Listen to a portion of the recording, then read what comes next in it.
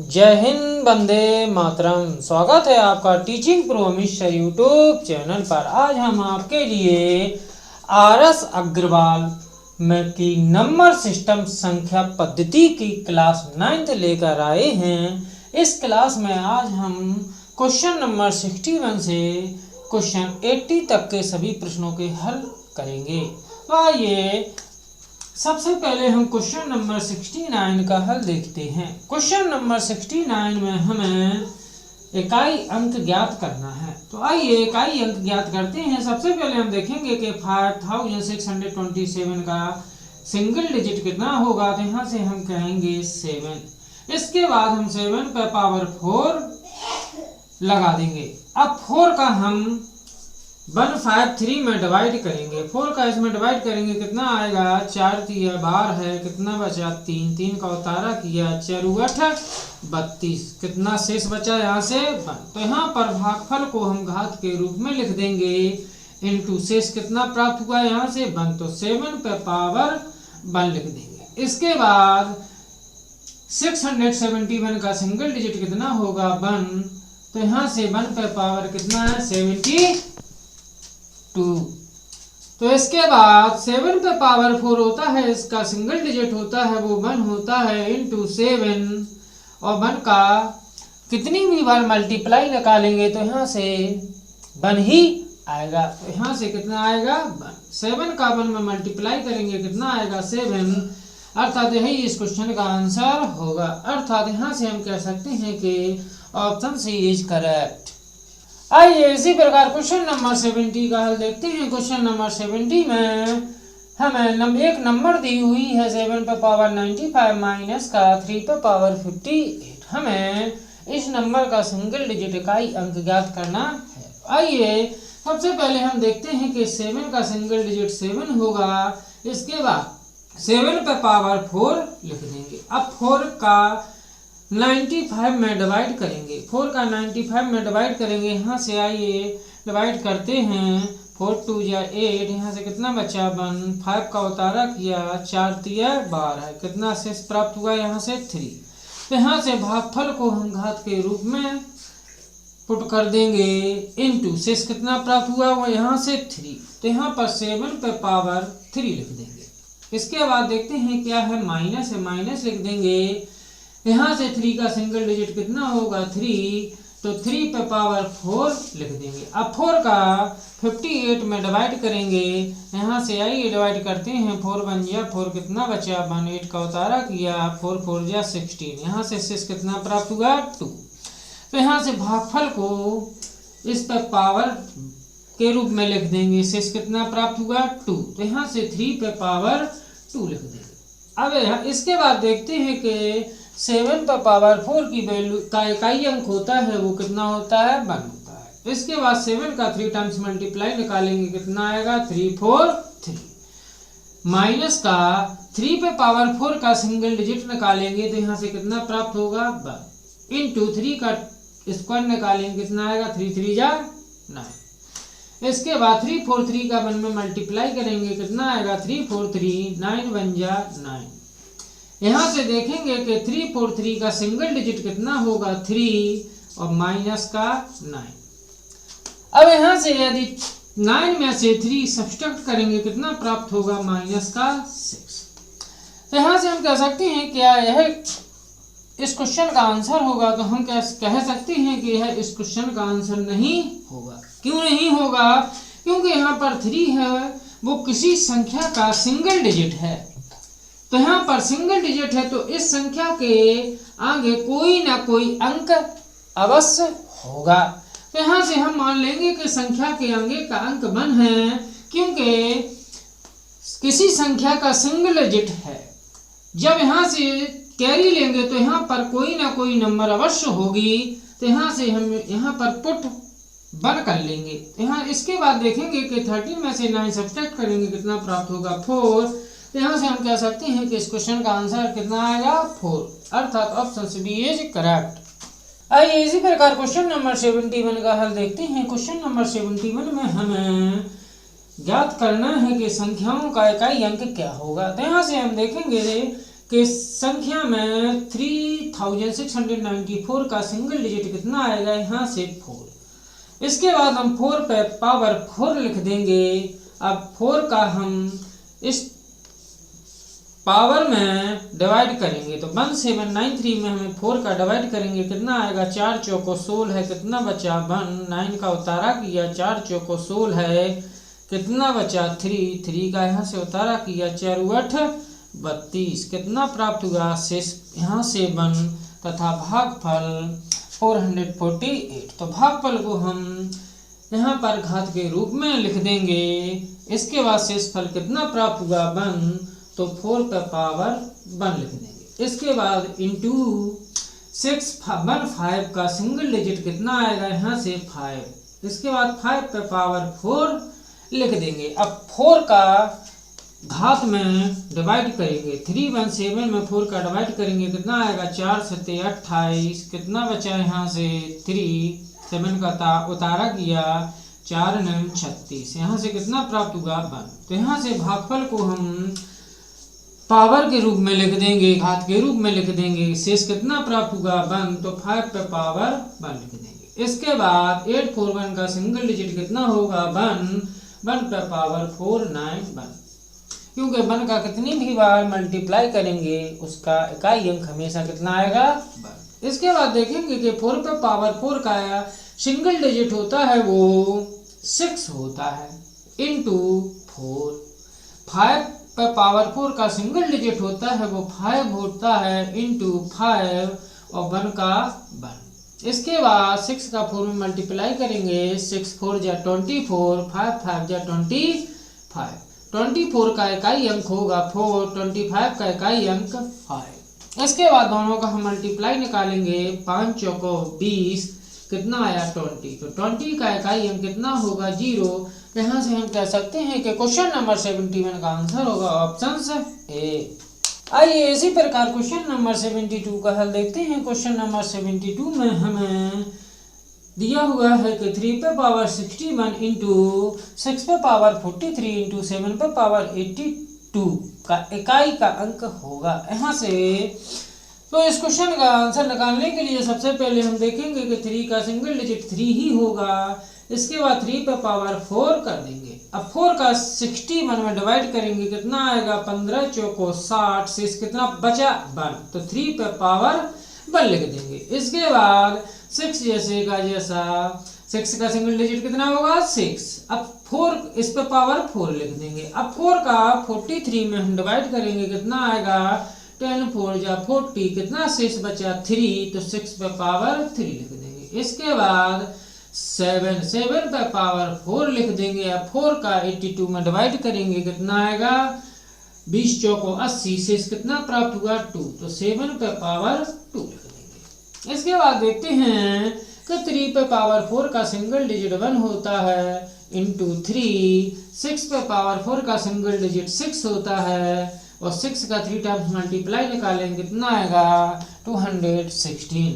इसके बाद 7 पे पावर 4 का सिंगल डिजिट 1 होता है, और 7 7 जा 49। इसके बाद देखते हैं 6 3 जा 18 इंटू 216, 49 1 जा 49। यहाँ से 18 का सिंगल डिजिट 8 होगा, 216 का सिंगल डिजिट कितना प्राप्त होगा, 6, और 49 का सिंगल डिजिट कितना आएगा, 9। इसके बाद 8 का 6 में मल्टीप्लाई करेंगे, 8 6 या 48 इंटू 9, तो 48 का सिंगल डिजिट 8 इंटू 9, 9 8 जा 72, तो 72 का सिंगल डिजिट कितना आएगा, 2। तो यहाँ से क्वेश्चन नंबर 72 का आंसर होगा ऑप्शन बी 2। आइए इसी प्रकार क्वेश्चन नंबर 73 का हल देखते हैं। क्वेश्चन नंबर 73 में नंबर दी हुई है, हमें इसका इकाई अंक ज्ञात करना है। तो आइए सबसे पहले हम देखते हैं कि 17 का सिंगल डिजिट कितना होगा, 7।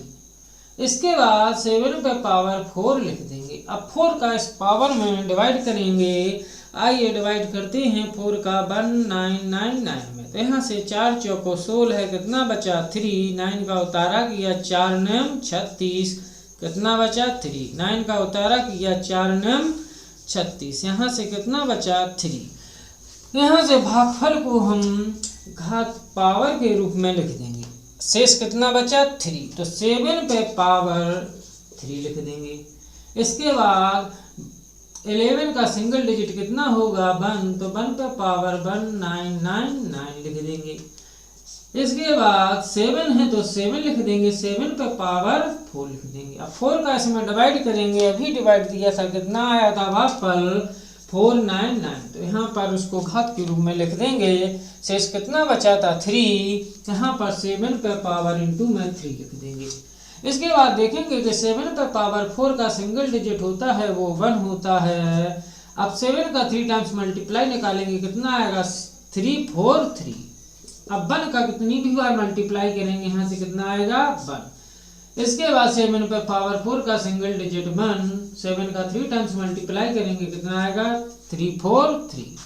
3 4 3 का 1 में मल्टीप्लाई करेंगे, कितना आएगा 3 4 3 प्लस 1 माइनस का 3 4 3। यहाँ से माइनस प्लस का कैंसिल हो गया, कितना बचा 1। यही इस क्वेश्चन का आंसर होगा, अर्थात ऑप्शन से ए इज करेक्ट। आइए इसके बाद क्वेश्चन नंबर 74 का हल देखते हैं। क्वेश्चन नंबर 74 में दिया है कि 867943 में 7 के स्थानीय मान तथा जातीय मान में क्या अंतर है। यहाँ से संख्या दी हुई है 867943 में हमें देखना है कि 7 कौन सी स्थिति पर है। यहाँ पर देखेंगे कि 7 यहाँ पर है, तो 7 है वो इकाई, दहाई, सैकड़ा, हजार, 1000वें स्थान पर स्थित है। तो यहाँ से हम 7 लिख देंगे, 1000वें स्थान पर है तो इसमें 1000 से मल्टीप्लाई कर देंगे। यहाँ से कितना आएगा 1000 का 7 में मल्टीप्लाई करेंगे 7000 7000। इसके बाद देखेंगे कि क्वेश्चन में कह रहे हैं कि 7 का ही जातीय मान निकालिए। तो जातीय मान होता है वो किसी भी संख्या का स्वयं का मान होता है, उसे ही जातीय मान कहते हैं। तो यहाँ से 7 का जातीय मान 7 होगा। इसके बाद क्वेश्चन में कहा है कि दोनों का अंतर कितना होगा। तो 7 का स्थानीय मान कितना होगा 7000 और 7 का जातीय मान कितना होगा 7, क्योंकि जातीय मान होता है संख्या का स्वयं का मान होता है। तो यहाँ से दोनों को सब्सट्रैक्ट कर देंगे, कितना प्राप्त होगा 10 में 7 गया 3996, कितना आया 6993। अतः यहाँ से हम कह सकते हैं कि क्वेश्चन नंबर 74 का आंसर होगा ऑप्शन सी। आइए इसके बाद क्वेश्चन नंबर 75 का हल देखते हैं। क्वेश्चन नंबर 75 में दिया है कि 689235 में 9 तथा 3 के स्थानीय मानों का अंतर कितना है। स्थानीय मानों का अंतर कितना है। तो यहाँ से हम देखेंगे कि संख्या 9 कौन सी स्थिति पर स्थित है, कौन सी पोजीशन पर है। तो यहाँ से हम देखेंगे कि इकाई, दहाई, सैकड़ा, हजार, अर्थात 9 है वो 1000वें स्थान पर है। तो यहाँ से 9 में हम 1000 से मल्टीप्लाई कर देंगे, तो यहाँ से कितना आएगा 9000। इसके बाद क्वेश्चन में दिया है कि 3 के स्थानीय मान। तो यहाँ से देखेंगे कि 3 है वो इकाई, दहाई की पोजीशन पर है। तो यहाँ पर 3 में हम 10 से मल्टीप्लाई कर देंगे, कितना आएगा 10 या 30। क्वेश्चन में हमसे पूछा है कि दोनों का अंतर डिफरेंस कितना होगा। तो यहाँ से हम दोनों को सब्सट्रैक्ट कर देंगे, कितना बचेगा 0798, कितना आया 8917। तो यहाँ से हम कह सकते हैं कि क्वेश्चन नंबर 75 का आंसर होगा ऑप्शन बी। इसी प्रकार क्वेश्चन नंबर 76 का देखते हैं। क्वेश्चन नंबर 76 में दिया है यदि a तथा b पूर्णांक हो जहां b ग्रेटर देन 0 हो तो 2 पूर्णांक q तथा r ऐसे होंगे कि। ऑप्शन फर्स्ट में दिया है a equal to B Q plus r, अर्थात 2 संख्याएं हैं, भाज्य बराबर भाजक गुणा भागफल धन शेषफल। यहाँ से जहाँ r की वैल्यू हो वो 0 के बराबर तथा 0 से बड़ी होनी चाहिए तथा b से छोटी हो। ऑप्शन बी में दिया है b equal to A Q plus R, जहाँ r की वैल्यू 0 से बड़ी हो लेकिन b के बराबर हो और b से छोटी हो। ऑप्शन सी में दिया है कि b equal to R Q plus A, जहाँ r की वैल्यू हो वो 0 के बराबर भी हो और उससे बड़ी हो सकती है और b से छोटी हो। ऑप्शन डी में ना। तो यहाँ से हम कह सकते हैं कि कि ऐसी स्थिति में जब b बड़ा है 0 से, तो यहाँ से जब b बड़ा है 0 से तो रिमाइंडर होगा उसकी वैल्यू भी हमेशा 0 के बराबर या 0 से बड़ी आएगी, 0 से छोटी नहीं आएगी। लेकिन रिमाइंडर है उसकी वैल्यू है वो कभी भी b के बराबर नहीं होगी, अर्थात b से r की वैल्यू होगी वो b से हमेशा छोटी होगी। तो यहाँ से हम कह सकते हैं कि भाज्य बराबर भाजक गुणा भागफल धन शेषफल। यहाँ पर शेषफल रिमाइंडर की वैल्यू होनी चाहिए वो 0 के बराबर तथा उससे बड़ी हो तथा b से छोटी हो। तो यहाँ से हम कह सकते हैं क्वेश्चन नंबर 76 का आंसर होगा ऑप्शन ए। आइए इसी प्रकार क्वेश्चन नंबर 77 का हल देखते हैं कि यदि a तथा b दो वास्तविक संख्याएं ऐसी हो कि a b बराबर 0 हो, तो यहाँ से देखते हैं कि a b बराबर 0 है। यदि इसमें a की वैल्यू हम 0 पुट करेंगे इंटू b इक्वल टू 0, तो यहाँ से हम a बराबर 0 ले सकते हैं। a b में यदि हम b की वैल्यू 0 पुट करेंगे फिर भी 0 आएगा, तो यहाँ से हम b की वैल्यू भी 0 ले सकते हैं। यदि a की वैल्यू भी हम 0 पुट कर दें, b की वैल्यू भी 0 पुट कर दें, तो यहाँ से भी कितना आएगा 0। तो यहाँ से a equal to 0 b equal to 0 भी ले सकते हैं। तो यहाँ से हम कह सकते हैं कि यदि a इक्वल टू 0 अथवा b इक्वल टू 0 हो अथवा दोनों में से प्रत्येक 0 हो, यही तो कंडीशन दी थी। तो यहाँ से क्वेश्चन नंबर 77 का आंसर होगा ऑप्शन बी। आइए इसके बाद क्वेश्चन नंबर 78 का हल देखते हैं। क्वेश्चन नंबर 78 में दिया है कि सबसे छोटी अभाज्य संख्या कौन सी है। तो यहाँ से हम कह सकते हैं कि सबसे छोटी अभाज्य संख्या होती है वो 2 होती है। यहाँ से क्वेश्चन नंबर 78 का आंसर होगा ऑप्शन सी। आइए इसके बाद क्वेश्चन नंबर 79 देखते हैं। क्वेश्चन नंबर 79 में दिया है कि 70 से छोटी अभाज्य संख्याएं कितनी हैं। तो अभाज्य संख्याएं क्या होती हैं कि ऐसी संख्याएं जिनमें स्वयं उसी संख्या से भाग जाए तो वे संख्याएं अभाज्य संख्याएं कहलाती हैं। जैसे 17 है तो 17 में 70 से ही डिवाइड जाना चाहिए, तभी यह एक अभाज्य संख्या होगी। यदि किसी अन्य संख्या से उसमें डिवाइड चला जाएगा तो वह अभाज्य संख्या नहीं होगी। अर्थात अभाज्य संख्या होने के लिए शर्त है कि संख्या में स्वयं के ही मान से भाग जाना चाहिए, तो वे संख्याएं होती हैं अभाज्य संख्याएं होती हैं। तो यहाँ से देखते हैं कि 70 से छोटी अभाज्य संख्याएं कितनी होती हैं, आइए देखते हैं। तो यहाँ से 2, 3, 5, 7, 11, 13, 17, 19, 23, 29, 31, 37, 41, 43, 47। इसके बाद 53, 59, 61, 67 ये सभी अभाज्य संख्याएं हैं। तो यहाँ से हम देखेंगे कि 70 से छोटी अभाज्य संख्याएं कितनी प्राप्त हुई हैं। आइए इनको हम काउंट करते हैं। 1, 2, 3, 4, 5, 6, 7, 8, 9, 10, 11, 12, 13, 14, 15, 16, 17, 18, 19। यहाँ से कितनी संख्याएं अभाज्य संख्या प्राप्त हुई 19। यहाँ से हम कह सकते हैं कि 70 से छोटी अभाज्य संख्याओं की संख्या कितनी होगी 19। तो यहाँ से क्वेश्चन नंबर 79 का आंसर कितना होगा 19, अर्थात ऑप्शन सी इज करेक्ट। आइए इसके बाद क्वेश्चन नंबर 80 का हल देखते हैं। क्वेश्चन नंबर 80 में पूछा गया है कि 50 व 90 के बीच सभी अभाज्य संख्याओं का योग कितना होगा। तो आइए हम 50 और 90 के बीच की अभाज्य संख्याएं देखते हैं। तो 50 और 90 के बीच में कितनी अभाज्य संख्याएं होंगी, यहाँ से देखते हैं कि सबसे पहले 53, 59, 61, 67, 71, 73 और 79, 83 और 89। तो यहाँ से 50 व 90 के बीच में कितनी अभाज्य संख्याएं प्राप्त हुई 3, 3, 6, 3, 9। अब क्वेश्चन में पूछा गया है कि इन सभी अभाज्य संख्याओं का योग कितना होगा। तो आइए सबको हम ऐड कर देंगे, कितना आएगा 9, 3, 12, 9, 3, 12, 12 और 9, 21, 3, 24, 25, 7, 32, 33, 33 और 9, 42, 42 और 3, 43 कितना आया यहाँ से 5, कैरी 4 आई, 8 4 12, 12 8 20, 27 27 34, 41 41 6 47 47 6 53 58 और 63। यहाँ से कितना प्राप्त हुआ सभी अभाज्य संख्याओं का योग 635। यहाँ से हम कह सकते हैं कि क्वेश्चन नंबर 80 का आंसर होगा ऑप्शन डी 635। यही इस क्वेश्चन का आंसर होगा।